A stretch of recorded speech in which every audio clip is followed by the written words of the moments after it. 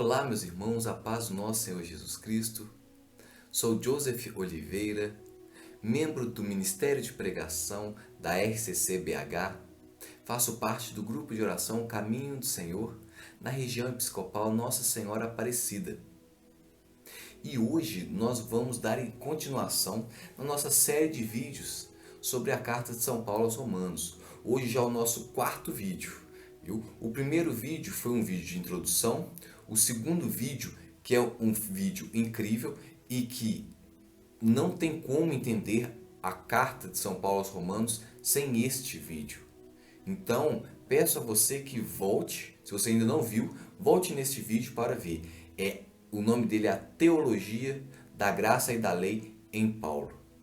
Fizemos um terceiro vídeo sobre uma parte sobre a questão doutrinal dentro da carta de Romanos. E neste vídeo agora, o quarto, nós vamos dar continuidade a esta parte doutrinal. E dessa vez nós vamos também ter contato e fazer uma leitura do catecismo da Igreja Católica. Se você tiver um catecismo e quiser acompanhar também, nós faremos uma pequena leitura, uma pequena citação dele durante esse vídeo. Então vamos continuar com a sessão doutrinal de São Paulo aos Romanos.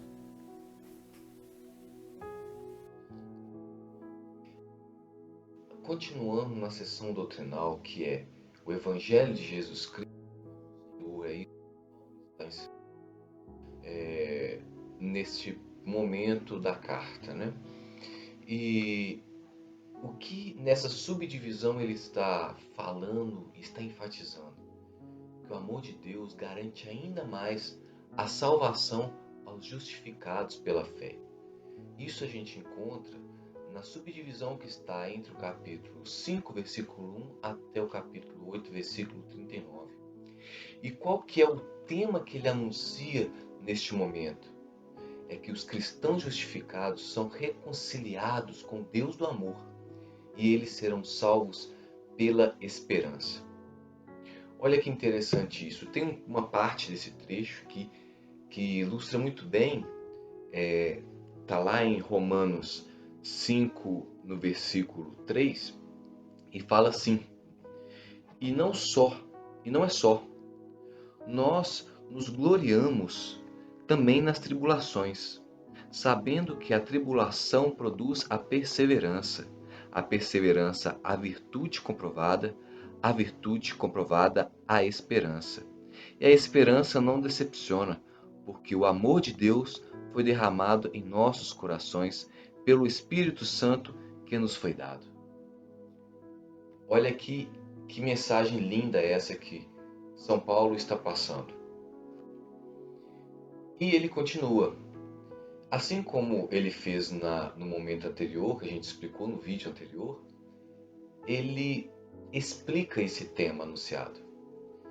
E como ele explica isso? Da seguinte forma, a mensagem que ele quer dizer é: a nova vida cristã traz uma tríplice libertação e é fortalecida pelo Espírito. Isso tudo está escrito na carta entre os capítulos 5, versículo 12, até o 8, versículo 13. E quais são estas libertações que Paulo está querendo nos dizer? 1. A liberdade do poder da morte e do pecado. Lá no capítulo 5.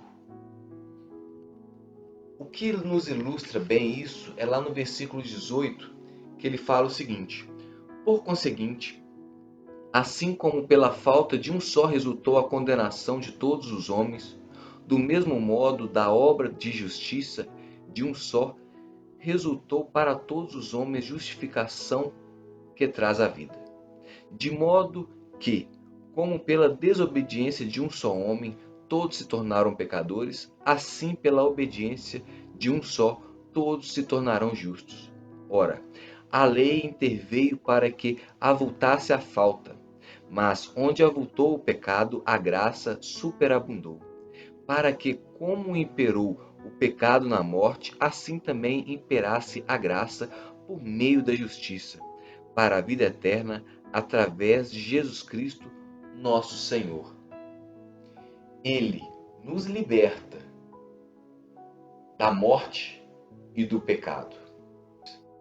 O segundo ponto que ele quer enfatizar é a liberdade de si mesmo por meio da união com Cristo.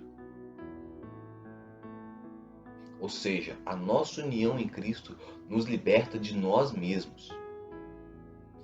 E esse ponto é muito interessante, que um dos pontos que ele foca é o batismo. Eu vou ler um trecho aqui agora, lá do capítulo 6, versículo 3, que fala muito sobre o batismo e sobre essa libertação de nós mesmos, como fazer de nós um homem novo. Ou não sabeis que todos os que fomos batizados em Cristo Jesus, é na sua morte que fomos batizados? Portanto, pelo batismo nós fomos sepultados com ele na morte, para que, como Cristo foi ressuscitado dentre os mortos pela glória de Deus Pai, assim também nós vivamos vida nova. Porque se nós tornamos uma coisa só com ele por morte semelhante à sua, seremos uma coisa só com ele também por ressurreição semelhante à sua, sabendo que nosso velho homem foi crucificado com ele para que fosse destruído este corpo de pecado, e assim não sirvamos mais do pecado. Com efeito, quem morreu ficou livre do pecado. Mas, se morremos com Cristo, temos fé que também vivemos com ele, sabendo que Cristo, uma vez ressuscitou dentre os mortos, já não morre. A morte não tem mais domínio sobre ele, porque morrendo ele morreu para o pecado, uma vez por todas. Vivendo, ele viveu para Deus.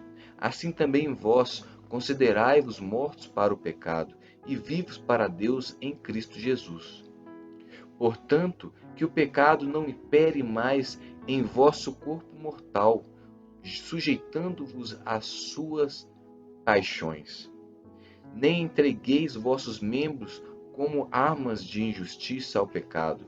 Pelo contrário, oferecei-vos a Deus como vivos provindos dos mortos e oferecei vossos membros como armas de justiça a serviço de Deus.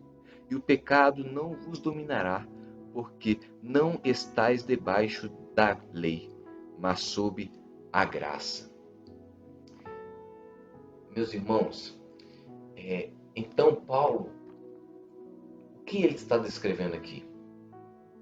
Que o batismo é a nossa participação não apenas na morte de Jesus Cristo, mas também em sua ressurreição. O batismo, ele não é apenas nossa participação em seu enterro nas águas da morte, mas também a nossa participação em sua ressurreição dessas mesmas águas da morte. Através do quê? Do poder do Espírito Santo. Essa é uma das razões para que o batismo por imersão ela é um símbolo tão poderoso de morte e ressurreição para nós. Porque se você pega, por exemplo, uma criança e a mergulha, ou um adulto e a mergulha ela, nas águas do batismo, como que acontece? Ele mergulha e volta. Ele respira fundo.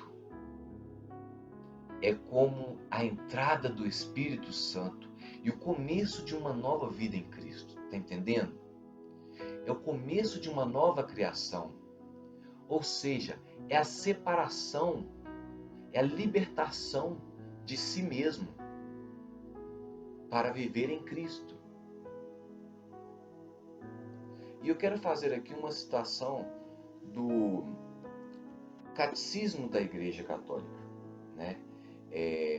Ao chegarmos à Vigília Pascal e ao domingo mais importante de todo o ano, o domingo da Páscoa, é fundamental lembrar que porque o domingo é importante para nós como cristãos. Isso é importante a gente saber e lembrar. E o domingo é importante por esse motivo. O domingo não é apenas o dia de ressurreição de Jesus, mas é o dia de início de uma nova criação. E quando morremos em Cristo, no batismo, e ressuscitamos com Ele através do batismo, não pertencemos mais à antiga aliança, na qual a adoração estava centrada no sábado. Ou seja, o sábado que também quer representar a antiga criação, que quer representar a lei. Mas agora pertencemos a uma nova criação, na qual a adoração ela está centrada no domingo. Que é o quê? A graça. Veja a conexão da graça e da lei, como que essa teologia é importante. E nós falamos isso no segundo vídeo de nossa série sobre o estudo de Romanos. Se você não viu, volte lá e veja, vale a pena. Sem isso, não dá para entender essa carta. E o parágrafo no catecismo é o 2174, que fala o seguinte: Jesus ressuscitou dentre os mortos no primeiro dia da semana. Enquanto o primeiro dia, o dia da ressurreição de Cristo, lembra a primeira criação. Enquanto o oitavo dia, que segue ao sábado, significa a nova criação, inaugurada com a ressurreição de Cristo. Para os cristãos, ele se tornou o primeiro dia, o primeiro de todos os dias, a primeira de todas as festas, o dia do Senhor, o domingo.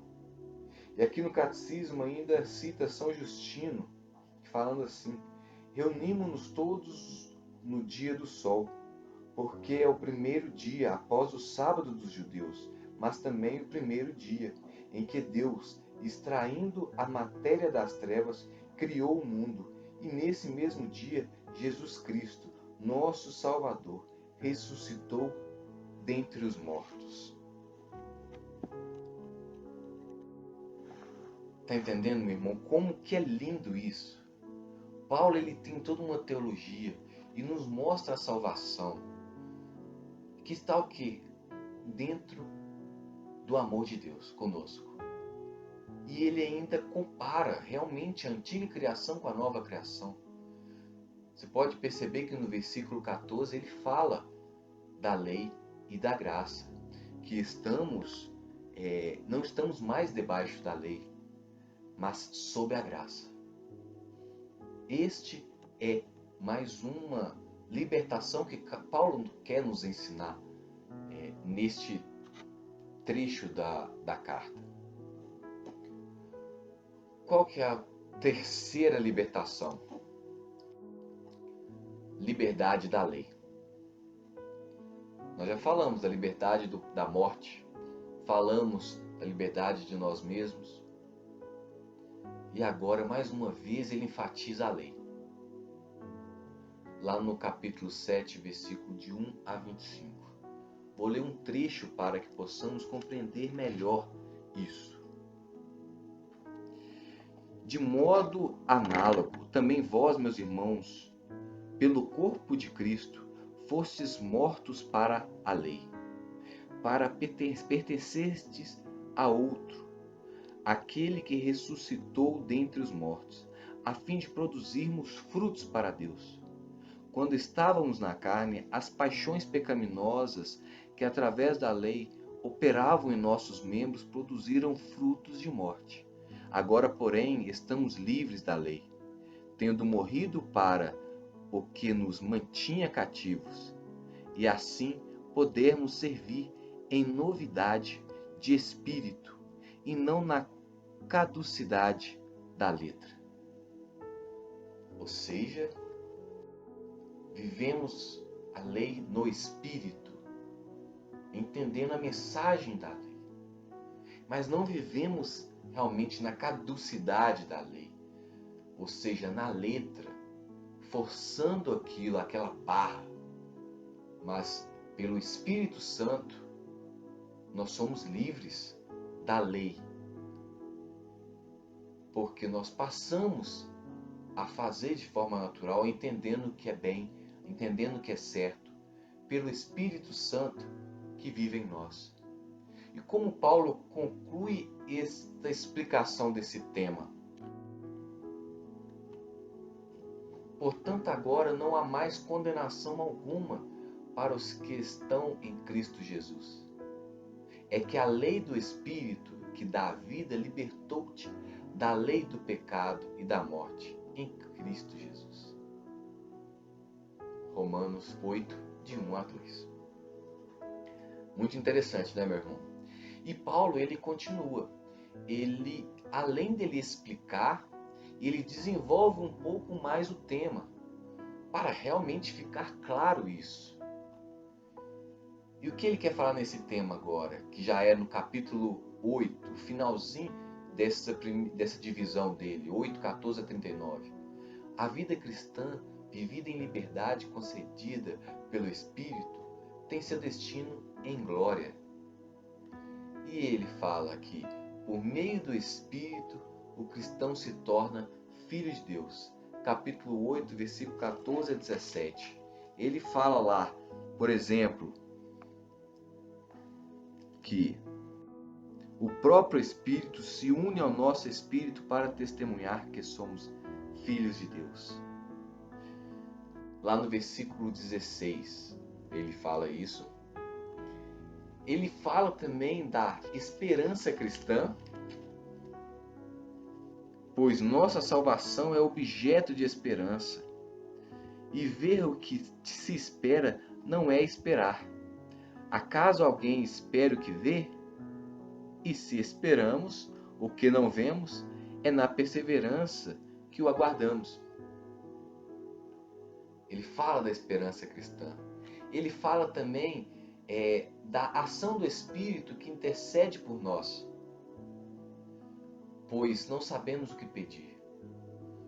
Então o Espírito nos auxilia nesse conversa com o próprio Deus.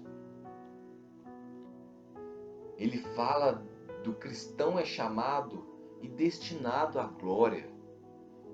Lá no capítulo 8, versículo 30, a gente consegue ver o seguinte, que ele fala da seguinte forma: e os que predestinou também os chamou, e os que chamou também os justificou, e os que justificou também os glorificou. Paulo é bem claro em suas palavras. E ele conclui todo este ensinamento, este tema, falando de um hino ao amor de Deus. Dos versículos 31 a 39. Ele fala dos extremos do céu, seja do céu, seja na terra, seja no tempo. Ele está querendo falar que não há nada, visível ou invisível, que pode nos separar do amor de Deus. Porque o amor de Deus, ele é maior que todas as coisas. Este é o tema que Paulo quer explicar neste momento para nós. Se você ainda não é membro do grupo do Telegram sobre esses estudos da Carta de São Paulo aos Romanos, nós estamos deixando um link aqui embaixo na descrição desse vídeo. Nesse grupo, mais conteúdos sobre essa carta estão sendo postados. Então, se você tem interesse, se você quer continuar e aprofundar ainda mais nessa carta, se inscreva nesse grupo. Deus te abençoe.